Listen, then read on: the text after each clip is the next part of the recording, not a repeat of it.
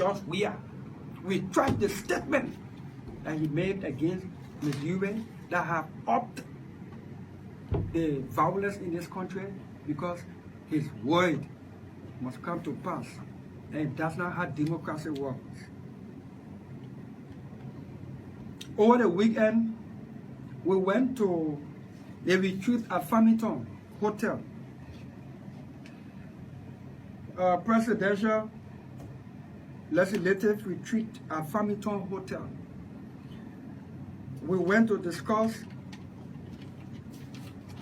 The president wanted us to look at a few propositions for consideration to amend the Constitution through a referendum. One of the key things discussed there was a proposition to undo by-election, to find a means around undoing by-election where vacancies will be filled by some county council, or we find a means around it, and it all boils down to the economy is bad.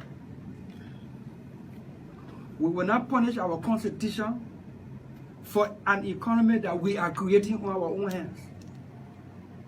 If, because the economy is bad, that is why we want to change the constitution to deprive the people of their authority, their power, to determine who they want to represent them, then let's fix the economy. Then let us fix the economy and leave the constitution alone on our proposition. I will campaign against it. I will use every weight that we have together. We campaign against our proposition. In a democracy, in any serious election like ours, this is one last hope the people have, that if the elected officials are not performing and working in keeping with their aspirations and their wishes, the time can come for the people to choose who they want to represent them. We will not leave it to the handful of people, especially in a country where the executive has an overbearing impact on the activity and action of people, especially in government. The proposition on dual citizenship is something that we need to look at. I hold a view that once a Liberian, always a Liberian. If we narrow down this dual citizenship issue to only Liberian born, once you were born a Liberian, no situation unless you voluntarily gave all your Liberian citizenship, no situation should cause you to lose your Liberian citizenship. Once you were born a Liberian, you should remain a Liberian. So the review also looked at dual citizenship as to how to accommodate dual citizenship. But we should narrow it to only Liberian born for now. And leave out whether, if you were a non-Liberian, whether you can hold your foreign citizenship and then take up Liberian citizenship. But if you were born a Liberian, no matter what situation caused you to have taken citizenship elsewhere, I think you should not lose your Liberian citizenship. So we need to fine-tune that aspect, which I think makes sense for us to go with. The economy is bad. One of the things that driving this economy further downhill in the toilet is the increase in lawlessness, violence, insecurity. Young girls are being raped, some dying. No justice. People are being shot, sometimes by reckless police bullet. Where is the justice? Every day there is some political noise in the country engineered by the executive and the ruling government and the ruling party. And these things get in the press, get in the international wires, and then they scare investors away. It's time for President Weah and CDC to understand that they are no longer opposition. They are the ruling party. They are the ruling government. We will cooperate with President Weah and the government where and whenever that cooperation is for the common good, in the best interest of our people. We will stand firm. We will stand firm against anything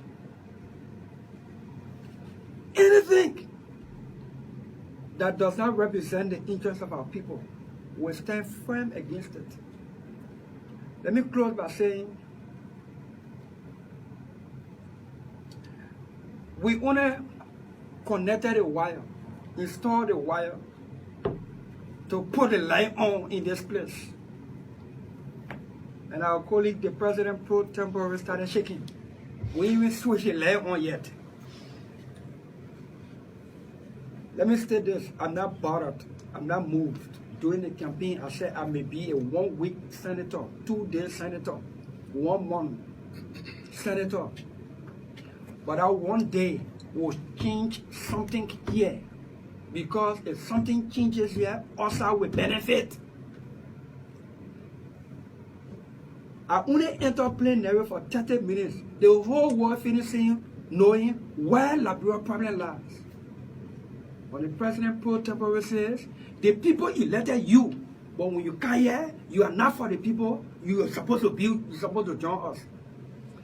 From my understanding, for what the pro tem said, I hear Christians and other people think Masano craft that one bad thing.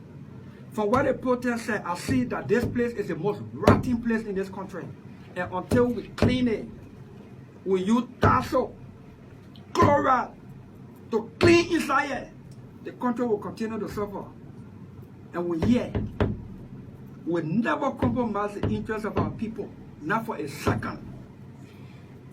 Maybe our chair as pro tem does not understand that I'm not desperate to be senator, like some of them. I was shocked that our chair was spewing that reckless, unthoughtful statement, thoughtless statement. And few senators were clapping that when you come here, who sent us here?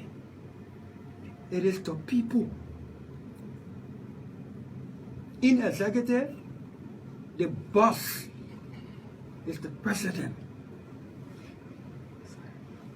At the legislature here, the boss, our bosses are our people. Without whom we wouldn't be here. To threaten a senator with the most popular mandate in the entire country was foolhardy on the part of the president pro tempore. To threaten a senator with the most popular mandate in the country was foolhardy on the part of the president pro tempore. I'm sure he will rethink that. Because to threaten somebody with removal on the day they are entering. So what's the threat about? To declare asset is something for which somebody can be removed? To reduce your money to give back to the country and the people, is there something for which somebody can be removed? There is no law. There is no law that says when they expel you, you can't contest in a by-election as to fill your vacancy. Every time they attempt that thing and do it here politically, I will contest again and the people will elect me again. Then we'll see where it ends and how it ends. Well, I will cooperate with my colleagues. I will respect them.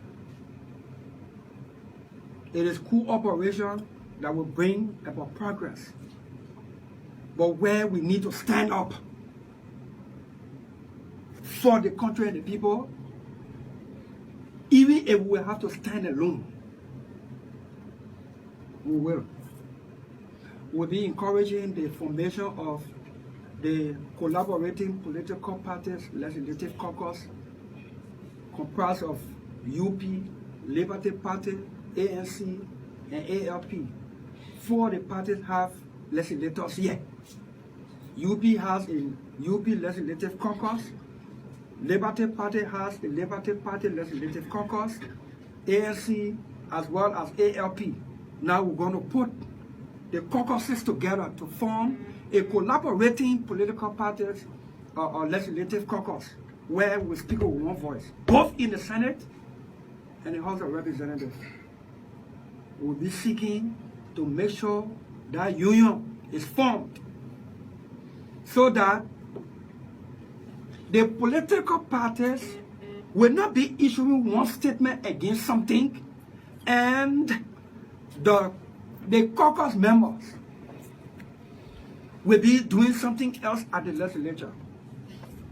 If we say A.D.Dillon is bad, then no lawmaker from any of the four parties is supposed to support or vote for A.D.Dillon. It means we are contradicting ourselves.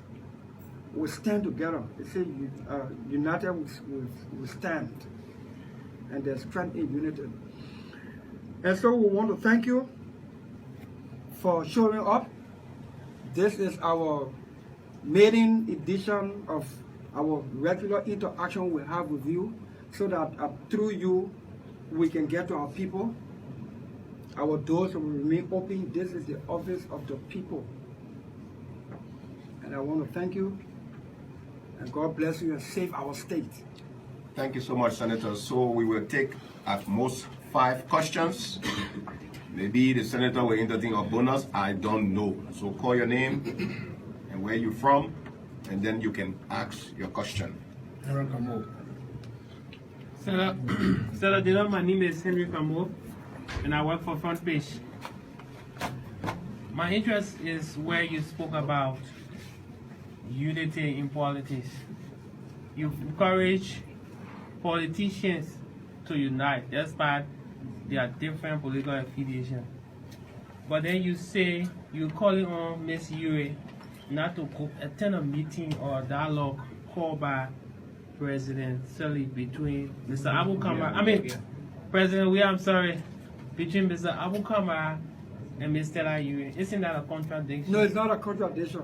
President Weah needs to understand that he is the father of the violence that is happening in the country. He is the instigator in chief, and he is the pace setter for what his people are doing. And until he can make a statement retracting that boyish comments he made, Tilia should not sit with him. More besides, President Weah has not had the courage to call his people out by name. To say, well, have you heard George Weah as president say anything about disrespecting election violence? No. Where was President Weah the day the violence took place in disrespecting? He was there in proximity. He was there to campaign for his candidate. Where was President Weah 2 weeks ago when the violence took place in District 15 against Taylor? Not day before yesterday, second violence. The one doing the closing of the rally. Where was President Weah? Right in that very District 15 to go close Abu Kamara and Paulita Weah's campaign. He was there. The carrot casket about Taylor Ure. The two stones. Have you heard President Weah say a word condemning his people? No. Where was President Weah yesterday, on Saturday? He was right in Monrovia. How long did it take him to say something? Have you heard his voice? Have you heard the voice of the leader of this country to calm down the situation in the country? This instructed the Justice Minister. What instructed Justice Minister? We will call the Justice Minister here. We will summon them here. They will tell us what's happening. Okay, Musa Kame. All right, thank you so much, Senator. Welcome. Thank you. Thank you. For me, I'm concerned about your declaration. You talked about the person who was a cheater about your declaration to declare your asset and then your reduction of your salary. I've been wondering so many questions in my mind about this declaration, and I'm happy that I want to ask them. The first thing is who's going to be in control of the finance you're going to declare that you're going to deduct for the people? Who's going to execute them? How is it going to be stored? Who's going to ensure transparency for the money? And how is it going to be like that? These are things I want to know. And where it's going to be stored? Thank you. First thing, I know that we made more than 5,000. I know somehow it's a little over 10,000. Somehow it's between there and 15,000. So I would take 5,000 to keep me and my family up, to keep my office going, and the remainder, even if it is 15, I would take that 10,000 up, put it in an account that this office will open the first time. Then we'll do county meeting, so that the county districts will decide who will be the signatory to that account. Every month, when the month ends, I'm going to call your bagger to lay on the table and to say, yeah, how much we're really making in the pay. And I know you know it, right? Eh? You're coming know now. Yeah, no more making around or close to or underneath. You all know exactly how much we're making. And I will take out that 5,000, the balance, which is the majority, I believe, will be put in an account that this office will open through our chief of staff. And then the purpose of opening that account is to make sure we deposit that money in there. Thereafter, we have county meeting in each of the districts, so that we'll put the 17 districts together for them to decide 1 or 2 persons who will be signatory to that account, with my chief of staff being a signatory, so that we know whenever the county or the district wants something, they hold their meeting. When they decide what to do, then they come withdraw their money, and with the knowledge of my office, so for proper accountability. But yes, Musa, you know me. We send our money back, and the only reason why we're doing it is to touch the conscience of our colleagues, for us to reduce our money. We want temper with the Constitution. Just because we say the economy is bad for now, we want to change the Constitution to say we can't hold by election no more because the economy is bad. Why we run into the Constitution to change it when we can change some things already without having to go through constitutional review or referendum, especially on our account? Let's reduce our money. If we really make it 15,000 a year, we are 103. If we send 10,000 back to the government, we will be saving $1.3 million every month. Times 12 months, that's pretty close to 20 million we can save only from this building, from 103 persons. We can upgrade JFK and other public facilities. We can contribute to the agricultural sector. We can upgrade Tottenham High, Goodrich, and Basel High, and all the other public schools to take them to standard and put quality in them. And when the government schools have quality in them, and we make it free from K2 to 12th grade, then the private school will start to lose customers. And then it will bring the cost of school fees down. Today, private school can afford to tell us how much they want to charge our students, because some bit of quality in there, right? Some bit of quality in there. We want to make sure that we put that quality or even better in public schools and make them free, so that when our children graduate from public school, they can compete on the same quality with children who graduated from private school, not necessarily the name of the school they attended. So yeah, Musa, I hope I made it clear. You will know exactly how much we're making here when the month ends. It's clear, but not until my doubt about you putting certain amount in an extra account that will be managed by your office. Yeah. Yeah, If I said about it before, so I in would not. another way, it's also benefiting your office. My office is managing it, but not using it. Yeah, you're not using it, but you're using it for the name of the office. Bossman, listen, let's get something clear. I'm saying I want to demonstrate that 5,000 is enough for us. Once we say we are serving the public and we're sacrificing for our country and in the interest of our people. You understand? That our Constitution says national leaders should craft national policies for national good. Our economy is bad. The small money we manage to generate, we can put plenty in few people's pocket. When the economy starts to boom again, and we don't want deciding how much to get ourselves, let's reduce it now. When the economy starts to boom again, then we can start to do some incremental increase. That's what national leaders should do. Okay. And that money that we're taking back to our people is a sacrifice that we committed to them that we would do. Let's see how many of our other colleagues will follow suit. We'll be looking up to them. We'll be encouraging them as well. Senator, are you saying that since you guys got as senator, you have never been briefed as it relates to your salary and benefit, but now you should be telling us that one little clarity I made when you refer to this place as the most rotten area? You're really referring to the Liberian Senate or the entire legislature? And finally, there was rumors that you refused to sleep at Farmington on the basis that the amount that was spent on that 2-day retreat was so huge. Some institution put out 500,000. You want to tell us about this stuff? I did not sleep at Farmington. I'm sure most of you know. I live right here in Monrovia, and Farmington is 45 minutes away. I went to Farmington and came back. If I wanted to sleep, it was late from local. Grand Bazaar County, my hometown from where I hail, is 45 minutes away. I would just go Grand Bazaar to sleep. Why should I sleep in Liberia, in a hotel, on government money at this time? I don't know how much we spend over there. I wasn't in the Senate or in government when they planned the retreat, but I think it was honorable for me to go to the retreat. I didn't come to boycott every government function that made sense. I went to that retreat to represent Montserrado County interests. If I had not gone to the retreat, I wouldn't have all these documents to know what the retreat about and all the constitutional propositions that being put up for referendum. For me to be able to inform myself so that I can be able to inform my people, to engage with them so that together we can make a decision on what my vote will be on each of the propositions. You understand? I didn't sign for money. If the money is legitimate, reasonable, it makes sense to me. Nothing wrong signing for it.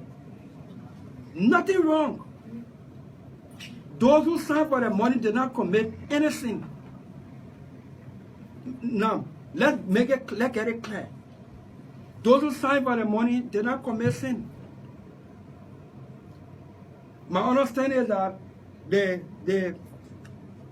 program, the retreat was funded or co-sponsored by the UNDP, according to the information I got.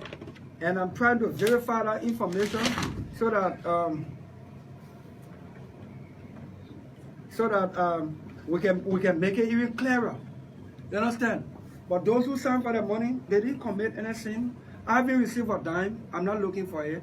I went to Farmington to go attend a retreat, and I thought it was a good thing that I attended. We interacted with our people. We had discussion from across the floor, and that's what it was. My only thing is that national leaders should learn how to spend judiciously, especially during difficult times like this.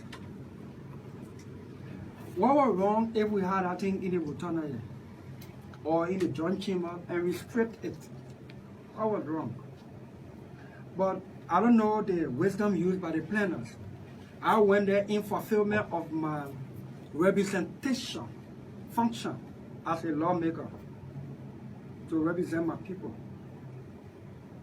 I chose not to sleep because I can come right back home. And I came back home. And that's what it is.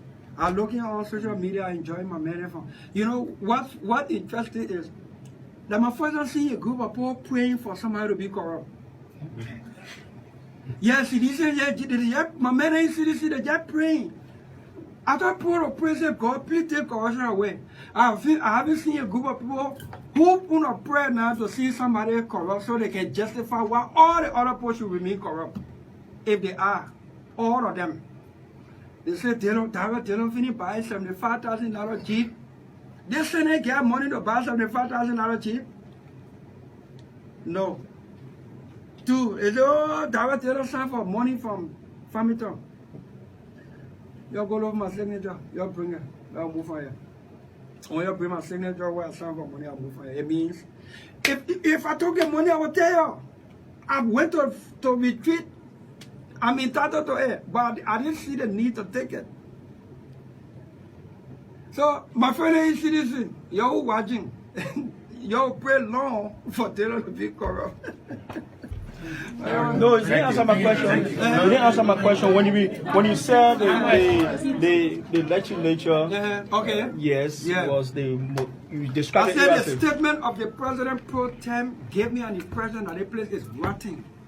my question to you. Are you referring I to said this place. the Liberian Senate? Where did the president pro tempore speak about? Okay. Even the House of Representatives said rotting. Bobo Chimo playing Ludo with the president, the pro tem watching African movie with the president. What is it with one? Thank you, ladies and gentlemen of the press. Thanks for coming. We hope you always come again. Thank you so much.